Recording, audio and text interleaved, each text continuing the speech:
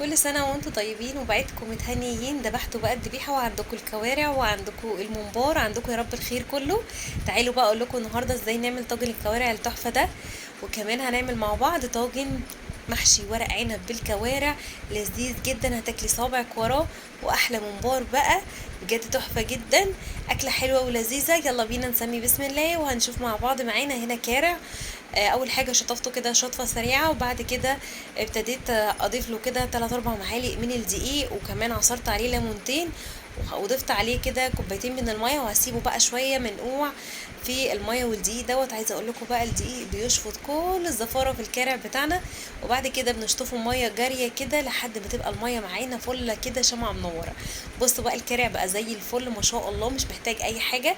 بس برضو احنا نسيبه؟ لا، ازاي؟ عايزين نطلع برضو منه الزفاره بتاعته. عندنا كده ميه مغليه، ميه بس حله فيها ميه بس وتكون مغليه، وهضيف كده الكارع بتاعنا زي ما انتم شايفين، وهسيب بقى الميه دي لحد ما تغلي وتطلع معايا الريم ده. عايزه اقول لكم بقى الريم دوت هو كل زفاره الكارع. هبتدي بقى كده الميه ديت، انا جايبه هنا حله كمان وحاطه فيها ميه على عين تانية، ضفت لها كده بصلايه وكمان ورق لورا وحبهان وفلفل اسود. لو عندك بقى فلفل حصى ضيفيه، لان انا بصراحه ما كانش عندي، بيخلي معاكي الشوربه تكون رايقه. بس بصراحه ما كانش عندي غير مطحون، وكمان طماطمتين. أنا بصراحه بحط اي شوربه بحط فيها طماطم، بتديني لون حلو وطعم حلو. وهنا بقى انا رحت غسلت الكوارع بتاعتنا من الميه اللي هي كانت مليانه ريم، ورجعتها كده في الميه النضيفه دي، او بمعنى اصح دي الشوربه بقى، او الميه دي بالنسبه لي بتبقى بتلم زفاره الكارع كله. وبعد كده بقى الشوربه دي بتاعتنا على نظافه كده، ضفت كل الكلام اللي انتوا شفتوه دوت، وهسيبها تغلي. مجرد ما غليت معانا هي خلاص كده، مش محتاجه مني حاجه غير ربع معلقه من السكر عشان تسرع معايا عمليه السوى، لان احنا عارفين ان الكوارع بتاخد سوى كتير. بعد ما ضفت السكر كده هدي النار عليها بقى واغطي واسيبها مع نفسها كده. انا سبتها حوالي ساعه. انا دايما بعمل الكوارع على يومين، يعني من قبل بيوم لما نكون هناكلها بعملها من قبل بيوم بالليل، بديها ساعه على النار واغطي عليها واطفي النار لحد تاني يوم. الكمره بتاعتها دي بتاخد برضو من السوا او بتسويها زياده. تاني يوم بقى كده زي ما شفتوا ضفت لها كمان ميه، زودت الميه بتاعتها وابتديت اولع عليها تاني. ما بتاخدش اكتر من ربع ساعه نص ساعه بالكتير مهما كان الذبيحه بتاعتنا كبيره. وبعد كده بقى ببتدي احط كده، بطلع قطعه وازقها كده بالمعلقه واشوف استوت معايا ولا لا، واضيف لها الملح زي ما شفتوا. اوعي تضيفي الملح قبل ما تستوي، انا بضيف الملح قبل السوا بحوالي ربع ساعه بالظبط. وبقت كده جاهزه معايا، اسيبها بقى ربع ساعه وبعد كده هطفي عليها. ميه بقى معايا زي اللي انا كنت سالقه فيها الكوارع بالظبط. هحط فيها برضو بصل وفلفل اسود واي منكهات تحبيها. دي بقى للممبار بتاعنا. طبعا كلنا بنعرف نعمل خلطة المحشي، انا بحشي الممبار بخلطة عادية جدا كأني هعمل محشي بالظبط.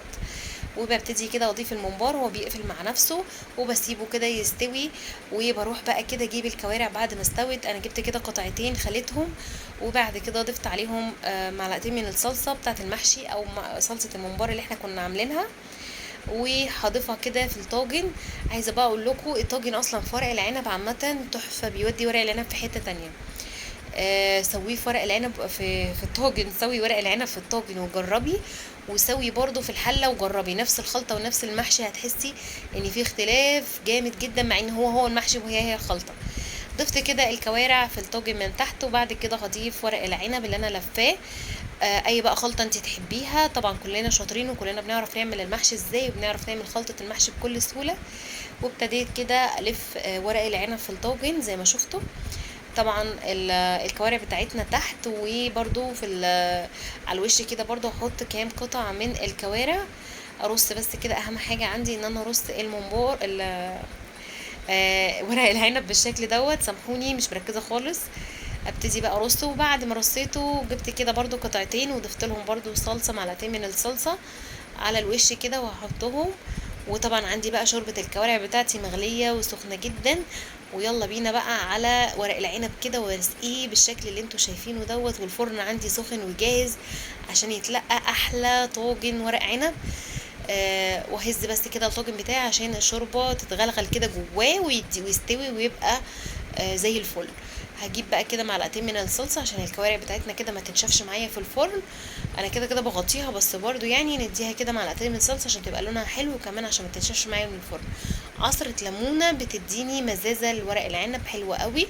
وبعد كده برضو هضيف لها ليمونه كده متقطعه شرايح بالشكل اللي انتوا شايفينه دوت. ويلا بينا بقى كده، وورق ألمونيا علشان نكمر الطاجن بتاعنا ويستوي بكل سهوله بالشكل اللي انتوا شايفينه دوت. وطبعا انا هو الطاجن بتاعي ليه غطا، انت بقى لو الطاجن بتاعك ملوش غطا ورقه الالومنيا دي هتقضي نفس الغرض، بس انا بقى بحب احط الاتنين علشان ايه يستوي معايا بسرعه بسرعه كده في الفرن وما ياخدش وقت. ويلا بقى على الفرن، بولع من تحت بس، بياخد معايا حوالي ساعه الا ربع وبيبقى طالع معايا لذيذ وطعم.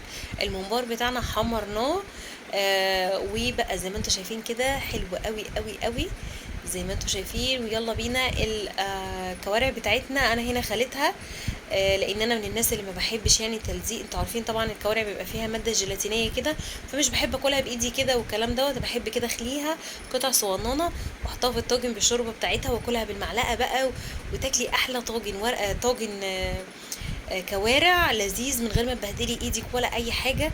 والطاجن بتاعنا بتاع ورق العنب طلع من الفرن، وبصوا بقى الحبايه بحبايتها ما شاء الله تحفه جدا، ولا معجن بقى ولا اي حاجه. والكوارع بتاعتنا لو انت عندك مشكله زي حالاتي كده من الجيلاتين فقطعيها كده او اخليها وحطيها في الطاجن وكليها بالف هنا وشفا بالمعلقه، تفضلي تاكلي كده بقى ما تحسيش ان انت تاكليها.